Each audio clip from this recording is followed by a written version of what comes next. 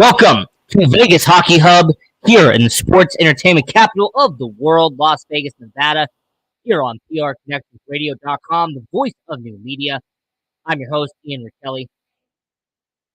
So every once in a while, here on Vegas Hockey Hub, we have to go back into the past to look into the future. It's like that movie Back to the Future where, to understand how we're going to go forward, we have to go back. And one off season that I truly believe is going to be a huge, I mean huge, part of the Vegas Golden Knights moving forward. An off season that impacted the Vegas Golden Knights for really the next few decades is going to be the 2020 NHL off season.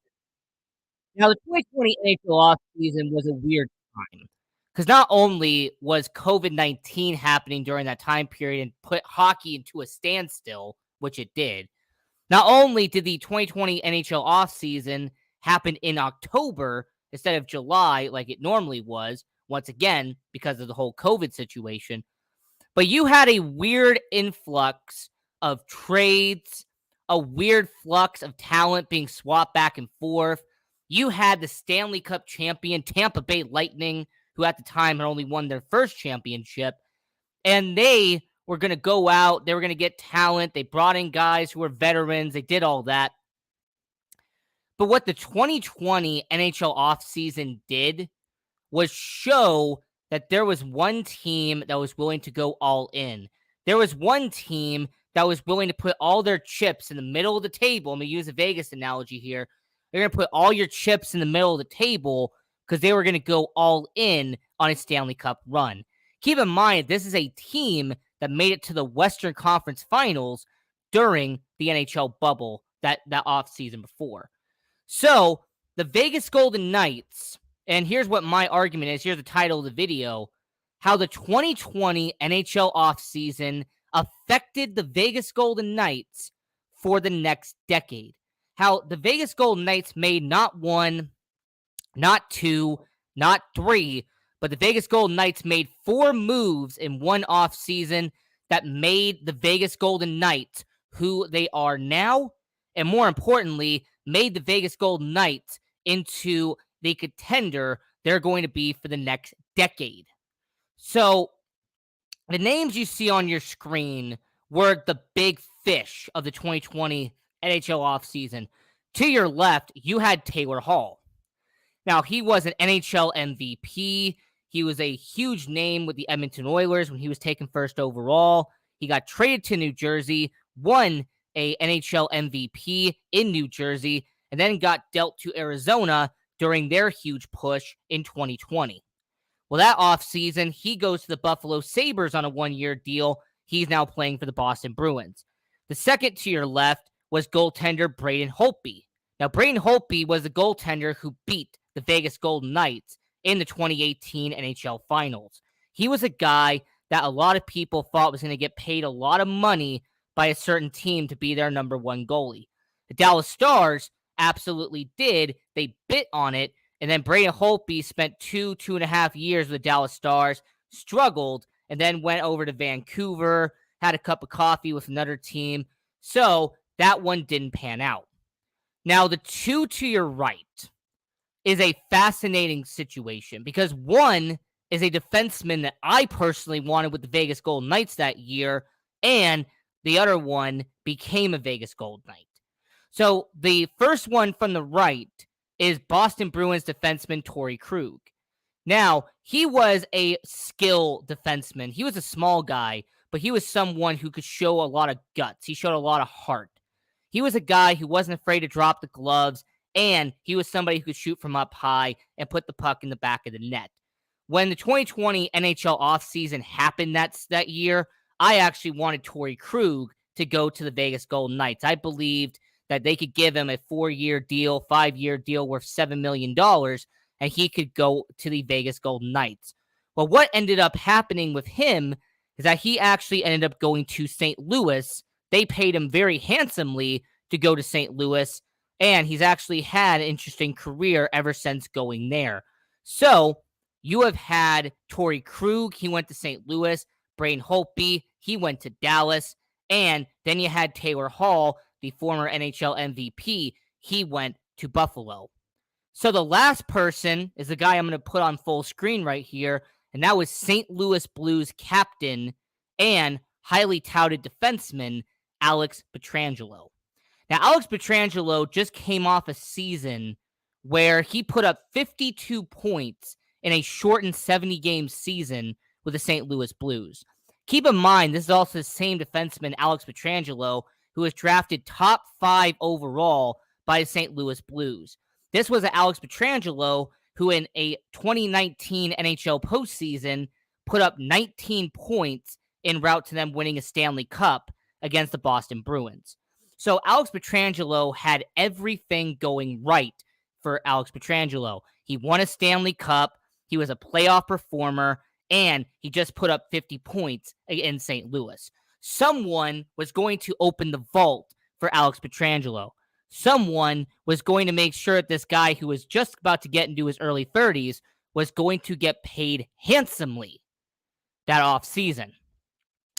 Well, the team who ended up getting Alex Pietrangelo, a team that ended up giving him an 8-year deal, is this right here, and that was the Vegas Golden Knights. The Vegas Golden Knights, the first big move they did that offseason that affects them for the next decade was signing Alex Pietrangelo to a 7-year deal worth $8.8 million per year. That's about $61 million over 7 years. Now, has Alex Pietrangelo lived up to that contract?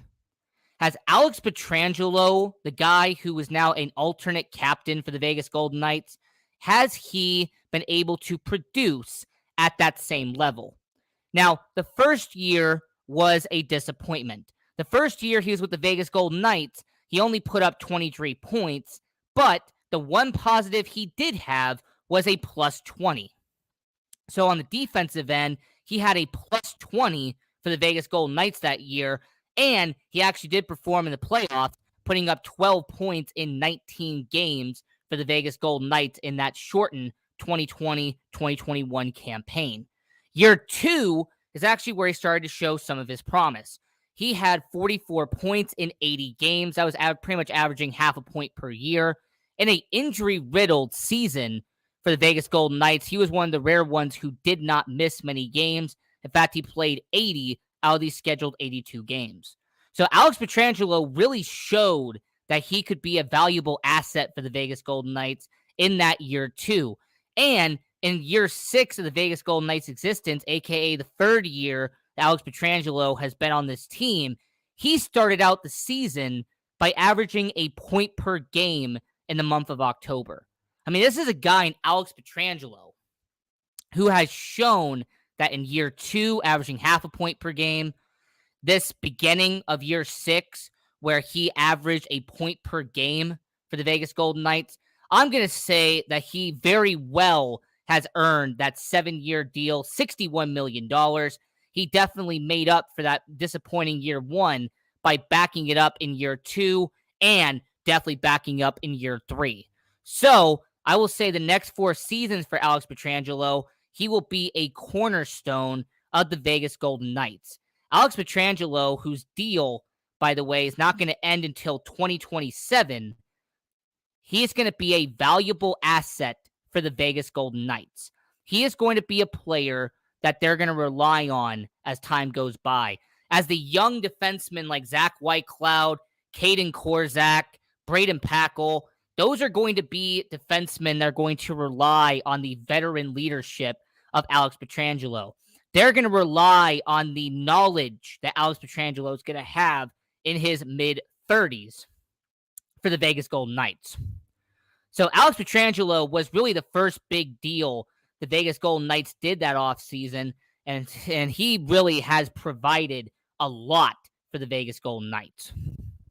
So as we are talking about looking back at the 2020 NHL offseason and how it affected the Vegas Golden Knights for the next decade, here on Vegas Hockey Hub, here on PRConnectionsRadio.com, the voice of new media, I'm your host, Ian Rachiele. So that was the first move that really affected the Vegas Golden Knights. The second one was a big reward. All right, this was low risk, high reward for the Vegas Golden Knights, and that was re-signing Chandler Stevenson to a 4-year deal worth $11 million. Now, keep in mind what Chandler Stevenson was up to that point. The year before, he was traded halfway through the year by the Washington Capitals to the Vegas Golden Knights. He put up 22 points in 41 games that year and actually had a plus 19 for the Vegas Golden Knights. So, if you are the Vegas Golden Knights, he put up 22 points for you, a career high up to that point. You have to ask yourself, we're giving you $2.75 million per year over 4 years. This was a low risk, high reward situation because, yes, $2.75 million sounds like a lot to us, but $2.75 million is not much for an NHL hockey team. 2.75 is not a lot when it comes to a cap hit, when it comes to letting go of somebody. So they risked a low contract on Chandler Stevenson, and he has so far been a great player for the Vegas Golden Knights. The first year after this contract, he put up 14 goals in 51 games for the Vegas Golden Knights. That was a career high for him. The next year, he puts up 21 goals in 79 games for the Vegas Golden Knights. And for year 6, Chandler Stevenson was averaging a point per game in the month of October for the Vegas Golden Knights. So every single year, Chandler Stevenson has improved with the Vegas Golden Knights. Chandler Stevenson is a player that the Vegas Golden Knights risked low on and got a lot back. And I will say on record, the next time that his contract is up in the 2024 season, expect Chandler Stevenson to make a lot more than $2.75 million. I guarantee that. So Alex Pietrangelo, that definitely worked out. Chandler Stevenson has more than worked out. But how about an entry-level deal that's going to affect the Vegas Golden Knights for the next 5 seasons? How about an entry-level deal that has benefited Vegas 10 times more than they expected it to? How about talking about this guy right here? How about the goaltender, Logan Thompson? Now, Logan Thompson in 2020 was an unknown guy. In 2020, they signed Logan Thompson to an entry-level deal worth $800,000 for 2 years. Okay, Logan Thompson, when he got signed by the Vegas Golden Knights in 2020, just came off of playing in the ECHL for the Washington Capitals. Trust me when I say nobody expected this move to have any impact for the Vegas Golden Knights. But yet, we are 3 seasons past, and not only has Logan Thompson become one of the best goaltenders for the Vegas Golden Knights, he has become one of the best young goaltenders in the NHL right now. Logan Thompson, at the age of 25, has become one of the best skilled goaltenders the NHL has had right now. So Logan Thompson, who, by the way, his first 2 games of the 2022-2023 season, he had a goals against average of 1.5. So for a young goaltender, that is insanely impressive. There's also the same Logan Thompson that within his first 20 starts had a goals against average under 2.7. So the Vegas Golden Knights made a fantastic move getting an entry-level deal on Logan Thompson. And how did they reward Logan Thompson for all of his efforts? By giving him a 3-year extension until 2025. So the 3 moves that I mentioned for the Vegas Golden Knights, the 3 moves that I mentioned for the 2020 NHL offseason has benefited Vegas greatly. The first one was getting Alex Pietrangelo to a 7-year deal. That has been an amazing move for Vegas. Number 2 was signing Chandler Stevenson on a low-risk, high-reward 3-year deal worth $2.75 million. That benefited Vegas a lot. and then signing Logan Thompson to an entry-level deal, and he has now become their starting goaltender. So the last two that we really have to talk about here on Vegas Hockey Hub, and yes, I definitely appreciate that comment. The Knights are a top line hockey team. They absolutely are. The Vegas Golden Knights are a top tier hockey team, and I'm really happy to see Vegas having success. The next two moves, one of them is going to be positive, and then the other one, not so much. So this one right here, I'm showing you on the screen, was Keegan Kolesar. Now, Keegan Kolesar only had limited amount of games in the NHL when he signed this deal with the Vegas Golden Knights. When Keegan Kolesar was signed originally by the Vegas Golden Knights, he was in the AHL. He was in the minors. He really did not have much name recognition when it came to the Vegas Golden Knights. But he eventually showed why he would become a valuable asset to the Vegas Golden Knights. This was a guy who came in and really showed that he could become a valuable asset to Vegas. When he signed that 2-year deal worth $700,000, he made an impact right away. Not only did he play his first season in Chicago, put up 18 points, by the way, but he eventually made a call up to the Vegas Golden Knights. He spent some time with Vegas. He did a very good job.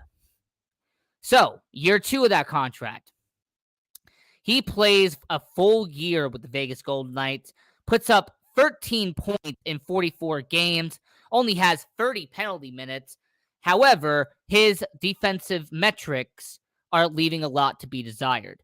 His next season, in 77 games, he puts up 24 points for the Vegas Golden Knights, has a astonishing 68 penalty minutes, and his defensive metrics, once again, leaves a lot to be desired. So, when it comes to Keegan Kolesar, a guy who had 10 goals in his first 3 seasons with the Vegas Golden Knights, his plus minus of -10 is something you have to question. Yes, Keegan Kolesar is a great guy when it comes to putting people on the boards, when it comes to standing up for your teammates, when it comes to making an impact. Keegan Kolesar is your guy on the bottom 6.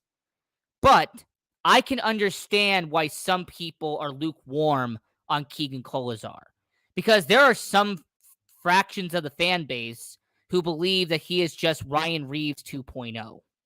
There are some people who really believe that Keegan Kolesar is just the bottom 6 version of what Ryan Reaves used to be. And my rebuttal to that would be, well, the thing is, Keegan Kolesar can score goals. You know, Keegan Kolesar, he has already scored 10 goals up to this point. You know, Ryan Reaves didn't score as many goals as Keegan Kolesar had. More importantly, Keegan Kolesar has become someone who can pass the puck around. He is someone that can do a lot of movement with the puck. So I would actually say that when it comes to Keegan Kolesar, I actually think that he is an upgraded version, a younger version of what Ryan Reaves was. That Keegan Kolesar has become one of a more stable bottom 6 the Vegas Golden Knights have had. So when it comes to Keegan Kolesar, really my final comments is that when they gave him their extension this offseason, when they gave him a 3-year deal worth $4.2 million, they did that because they believe that Keegan Kolesar can be what William Carrier has been since the beginning. They believe that William Carrier, his long-term stability, is what they're hoping Keegan Kolesar can eventually become. And if I had to make a prediction for you, if I had to come up with an angle, I actually believe Keegan Kolesar can be like William Carrier. Reliable, consistent, durable, stone hands, putting people in the wall. I think Keegan Kolesar is a nice find for the Vegas Golden Knights. That was a solid move by them. And then lastly, this one's going to take a while. I saved this one for last because I want everyone's opinion on this. I want everyone watching around the world to give me your comments on this deal, because there's going to be 2 type of reactions you can give. Now, Robin Lehner was the second highest requested goaltender in that 2020 offseason, outside of Braden Holtby, who I showed earlier in the show, who went to Dallas. Robin Lehner was right below him when it came to wanting him to be part of your team. So on October 3rd, 2020, a few days before the actual offseason kicked off, the Robin Lehner deal got signed by the Vegas Golden Knights. Now, Robin Lehner signed a 5-year deal worth $25 million, essentially a 5x5 deal to stay in Las Vegas. It also came with a modified no trade clause in his deal.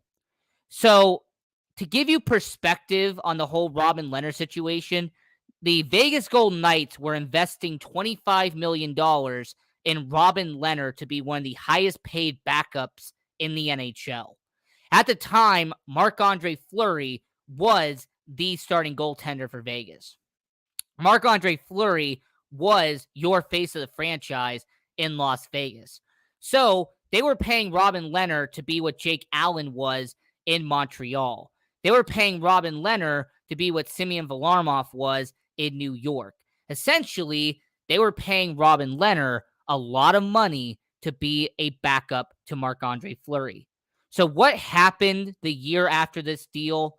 Well, he puts up 19 games, a 2.29 goals against average, and they end up winning the Jennings Trophy with Marc-Andre Fleury.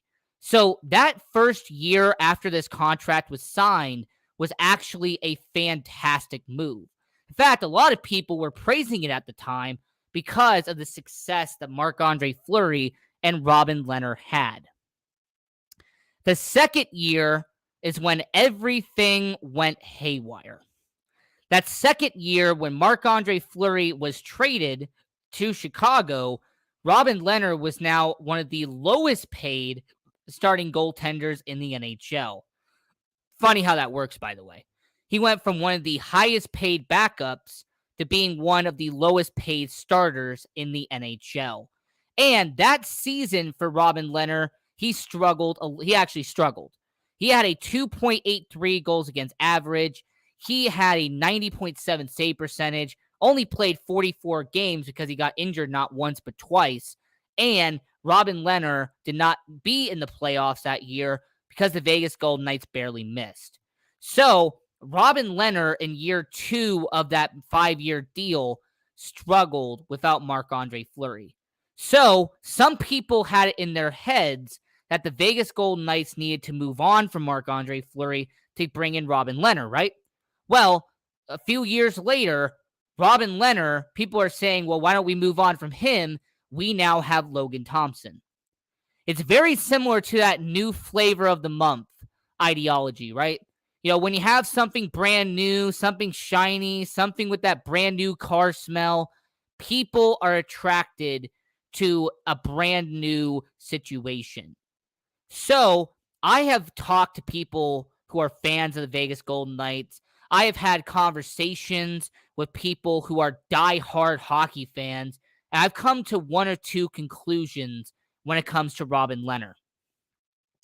When Robin Lehner essentially comes back to the Vegas Golden Knights, one of two situations going to happen. Either one, they're going to play out the final 2 years of that deal, but Robin Lehner is going to be a backup to Logan Thompson.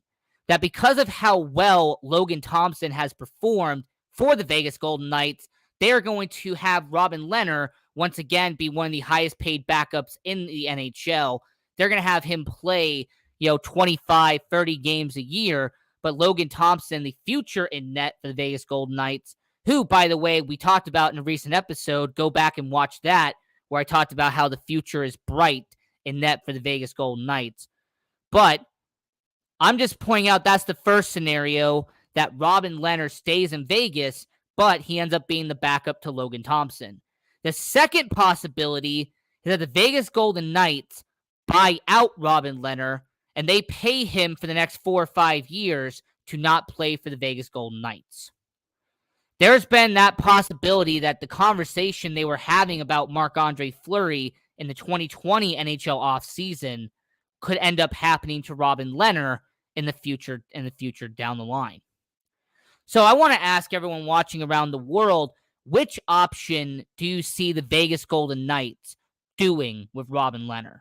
Option one is that they keep Robin Lehner, they play out the final 2 years, and he is a backup to Logan Thompson.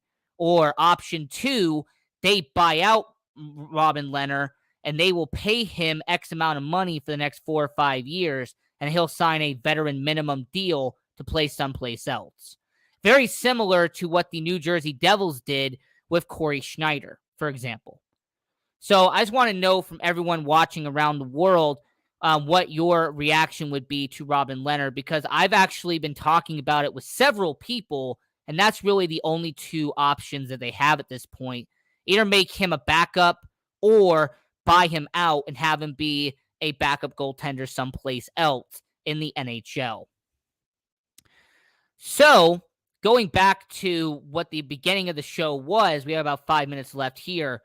There was one trade I do want to discuss very quickly, because this trade actually allowed Robin Lehner to get to the Vegas Golden Knights. That if this trade was not mentioned on this show, I know somebody would have crucified me for it. So the one trade that happened in 2020 that allowed Alex Pietrangelo to even be on the organization, in October of 2020, the Vegas Golden Knights sent fan favorite Nate Schmidt to the Vancouver Canucks for a third-round pick. Now, that third-round pick actually got sent back to Vancouver later in that timeline. Funny enough, by the way, they actually sent it back to Vancouver, and they actually ended up drafting Elias Patterson, which is hilarious. But the whole situation is that Nate Schmidt was sent to Vancouver. His near $6 million contract was sent to Vancouver so that they could sign Alex Pietrangelo to a 7x8 deal. Now, Nate Schmidt, he has actually had somewhat of a regression ever since leaving Vegas. He had only 5 goals in 54 games for the Vancouver Canucks, and he only had 32 points in 77 games for Winnipeg when Vancouver traded him over there. So you had a Nate Schmidt who had a positive plus-minus in his multiple seasons playing for the Vegas Golden Knights, to having a negative plus-minus playing in Winnipeg and a negative plus-minus while playing in Vancouver. So I have to very quickly mention that Nate Schmidt deal because I knew somebody was going to mention it. Also, they traded Paul Stastny to Winnipeg for a prospect and a future draft pick. So those are really the two deals that affected the Vegas Golden Knights. They were not long-term, though. That's the reason why I'm going to very briefly mention it. It did not affect them long-term like in Alex Pietrangelo. It did not affect them long-term like signing Chandler Stevenson, like signing Keegan Kolazar and Logan Thompson. But it was still a trade nonetheless, so I have to mention that real quick. So, Vegas Hockey Hub here on PRConnectionsRadio.com, the voice of new media. I'm your host, Ian Rachiele. Now, our next show that we're going to talk about, an upcoming show, going to give you a little bit of a teaser here. So we're going to talk about the Buffalo Sabres and how they have become the Vegas Golden Knights' favorite trade partner in the NHL. And I'm also going to discuss the Jack Eichel trade and how the Vegas Golden Knights and the Buffalo Sabres won both of those deals. That the Buffalo Sabres getting Alex Tuch and Peyton Krebs and the Vegas Golden Knights getting Jack Eichel is going to be a win-win for the NHL. Going to be a win-win for Buffalo and will be a win-win for Vegas. So that's going to be an upcoming show here on Vegas Hockey Hub. Do not miss that. And also, I will appreciate everyone who watches this show, Vegas Hockey Hub. Follow us on all social medias at Vegas Hockey Hub, and follow your host at Ian Rachiele 18 on all social medias. So until next time, have a great one, enjoy hockey, and go Knights, go.